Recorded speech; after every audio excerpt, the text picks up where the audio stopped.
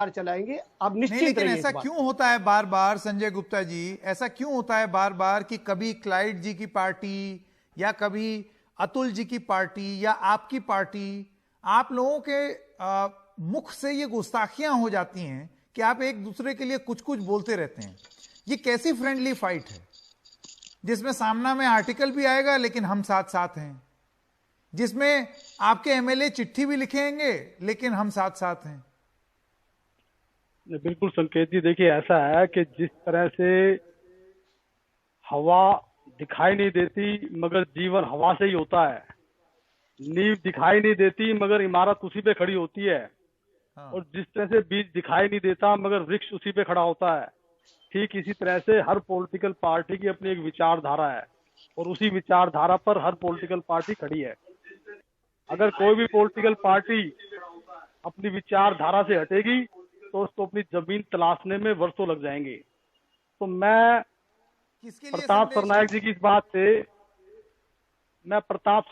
इस बात से बिल्कुल सहमति रखता हूं कि शिवसेना को बीजेपी से अपनी नजदीकियां बढ़ानी चाहिए, क्योंकि विचारधारा ही किसी भी पॉलिटिकल पार्टी का आधार होती है और विचारधारा पे ही किसी भी पार्टी का अस्तित्व खड़ा हुआ है।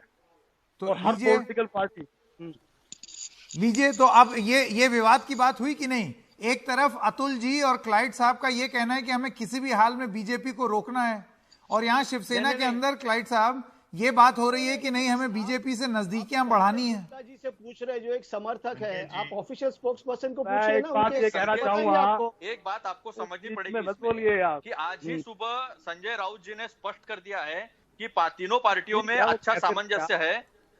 नहीं, पर अतुल जी ये वही संजय राउत हैं जिन्होंने एक स्टेटमेंट दे दिया था और ये बोला था कि मोदी सबसे बड़े नेता हैं, अपने दल के भी और देश के भी। मुझे ये मिक्स सिग्नल समझ में नहीं आ रहे।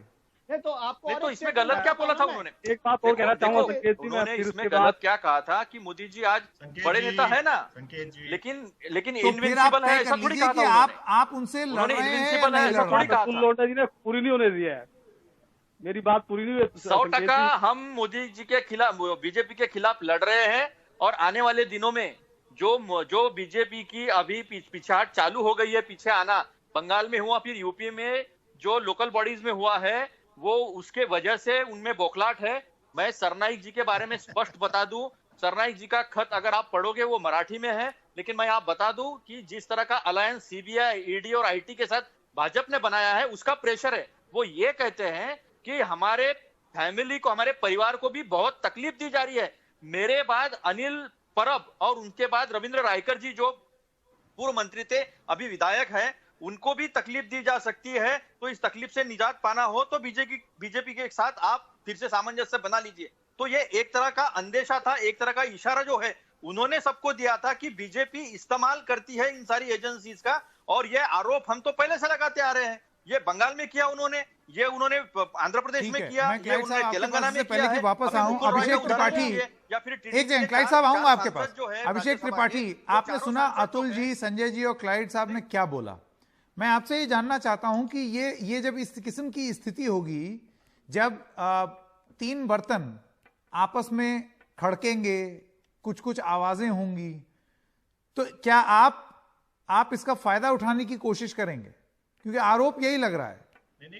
देखिए, अब जैसे शिवसेना के अंदर ये जो सुगबुगाहट है कि हमें नजदीकियां बना लेनी चाहिए, और ये अटकलें लगनी शुरू हुई प्रधानमंत्री के साथ मीटिंग के बाद उद्धव ठाकरे की। नहीं, मैं क्या मायने निकाले जाए? पहले तो मैं कांग्रेस के प्रवक्ता को यह बताना चाहूंगा कि पिछले हफ्ते आपके प्रदेश अध्यक्ष महाराष्ट्र नाना पटोले जी ने बोला कि हम अकेले चुनाव लड़ेंगे, खुल के बोला। उन्होंने यहां तक बोल दिया कि मैं सीएम कैंडिडेट हूं। ठीक है। मुंबई के अध्यक्ष भाई जगताप, उन्होंने बोला कि हम आने वाले 6 महीने बाद जो बीएमसी का चुनाव है वो अकेले लड़ेंगे।